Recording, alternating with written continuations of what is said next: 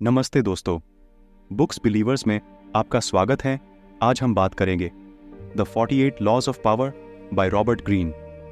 शक्ति के 48 नियम आपको इतिहास के सबसे प्रसिद्ध शक्ति झगड़ों पर आधारित हैं, जो आपको दिखाते हैं कि शक्ति कैसी दिखती है, आप इसे कैसे प्राप्त कर सकते हैं, दूसरों की शक्ति के खिलाफ खुद को बचाने के लिए क्या करना चाहिए और सबसे महत्वपूर्ण बात, इसका अच्छे से उपयोग कैसे करें और इसे कैसे रखें। भले ही मास्टरी एक महान पुस्तक है, यह वह नहीं है जिसने रॉबर्ट ग्रीन को मानचित्र पर रखा है। शक्ति के 48 नियम थे। अपनी पूर्व नौकरी, जिससे वह नफरत करते थे, छोड़ने के कारण एक बड़ा जोखिम उठाने के बाद 1978 में प्रकाशित यह पुस्तक बेस्ट सेलर बन गई और अब इसकी 10 लाख से अधिक प्रतियां बिक चुकी हैं।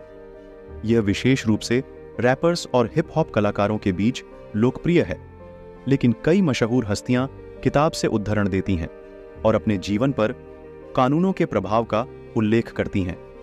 50 सेंट उनमें से एक है, जिसके साथ ग्रीन ने एक अन्य पुस्तक पर सहयोग किया।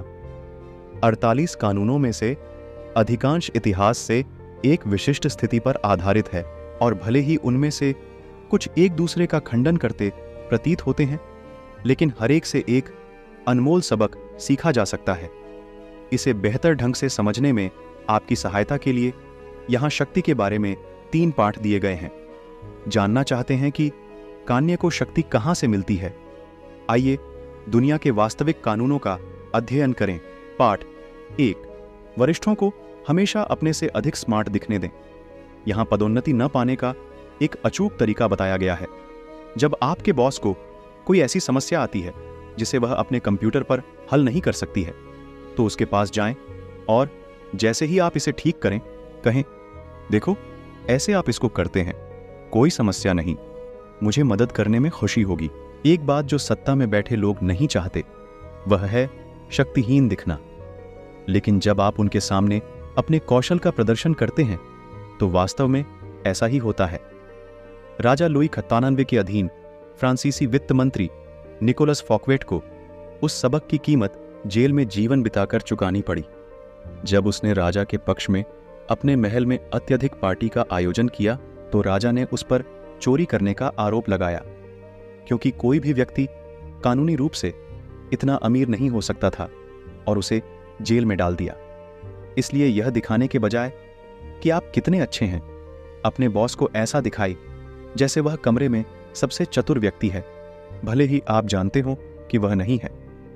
श्रेय दें और बदले में आपको जिम्मेदारी दी जाएगी।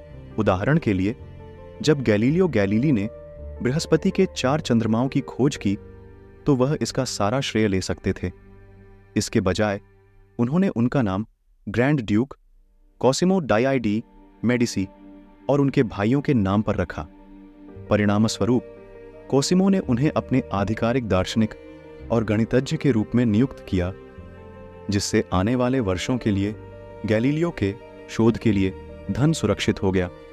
पाठ 2, अपने प्रतिस्पर्धियों को भ्रमित करने के लिए जानबूझकर गलतियां करें। कभी कभी ऐसा लगता है कि प्रतिस्पर्धा हमेशा आपसे एक कदम आगे है।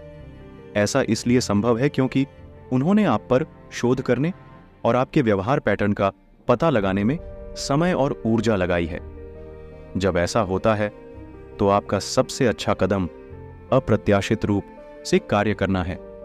आप जो सोचते हैं कि लोग अपेक्षा करते हैं, उसके विपरीत कार्य करें। जानबूझकर गलती करें या कुछ समय के लिए गायब हो जाए। गलत व्यवहार लोगों को उनके विश्लेषण के खेल से भटका देता है, और जब वे आपके नए पैटर्न का पता लगाने और आपके व्यवहार को समझाने में व्यस्त होते हैं तो आपके पास जवाबी हमला करने का मौका होता है। यह अच्छे पोकर खिलाड़ियों द्वारा सीखे गए पहले पाठों में से एक है। यदि आप केवल तभी हाथ खेलते हैं जब आपने कम से कम एक जोड़ी या उससे अधिक हिट किया हो, तो अन्य खिलाड़ी तुरंत आपके पास आ जाएंगे और हर बार जब आप दांव लगाएंगे तो मुड़ जाएंगे, लेकिन 1 या 2 झांसे में पड़े जिसके लिए आप प्रतिबद्ध हों और उससे बच निकलें। भले ही अंत में आप उन हाथों से हार जाएं और आपके प्रतिद्वंद्वी अब इतने आश्वस्त नहीं रह सकते। बॉबी फिशर ने शतरंज में 1972 विश्व चैंपियनशिप खिताब के लिए अपने मैच में बोरिस स्पैस्की को भ्रमित करने के लिए इसी सटीक रणनीति का इस्तेमाल किया था। उसने अपने पहले गेम में एक शुरुआती गलती की, दूसरे गेम के लिए भी नहीं आया और जब्त होकर हार गया, और तीसरा गेम शुरू होने से कुछ मिनट पहले ही वापस लौट आया। फिर उसने कैमरे हिलाने, कमरे बदलने और जैसी पागल मांगें करनी शुरू कर दीं। अंत में कुर्सियों की अदला बदली करते हुए उन्होंने अपनी सामान्य शतरंज शैली के विपरीत ओपनिंग खेली और अंततः स्पैस्की को हराकर विश्व चैंपियन बन गए। पाठ 3। दूसरों पर दबाव डालने के बजाय उन्हें स्वेच्छा से वही करने के लिए प्रेरित करें जो आप उनसे चाहते हैं। यहां तक कि जब आप पहले से ही सत्ता की स्थिति में हों, तब भी लोग हमेशा वह नहीं करेंगे जो आप उनसे चाहते हैं। जब ऐसा मामला हो तो आपको कभी भी लोगों को अपनी बात मानने के लिए मजबूर करने का प्रयास नहीं करना चाहिए। इसके बजाय उन्हें बहकाकर यह असंभव बना दें कि वे वह न करें जो आप उनसे चाहते हैं। प्राचीन चीन के प्रमुख सैन्य रणनीतिकार चुको लियांग ने अपने दुश्मन राजा मेंगवो को तोड़ने के लिए इसका इस्तेमाल किया था। जब उन्होंने चीन पर हमला किया तो उनकी पूरी सेना को नष्ट करने के बजाय उसने उन सभी को पकड़ लिया और फिर राजा मेंगवो को बढ़िया शराब और भोजन परोसा गया। उसके सैनिकों ने इस उदारता को देखा और जब लियांग को यकीन हो गया कि उसने उन्हें भ्रमित कर दिया है तो उसने उन्हें रिहा कर दिया, लेकिन राजा मेंगवो को बंधक बना लिया, यह धमकी देने के बाद कि अगर उसे दोबारा पकड़ लिया गया तो उसे चीनी राजा के सामने झुकना होगा। उसने दुश्मन को रिहा किया। इन वर्षों में लियांग ने बार बार मेंगवो को पकड़ा, हर बार वही धमकी दी, फिर भी हमेशा अपने कैदी को रिहा कर दिया।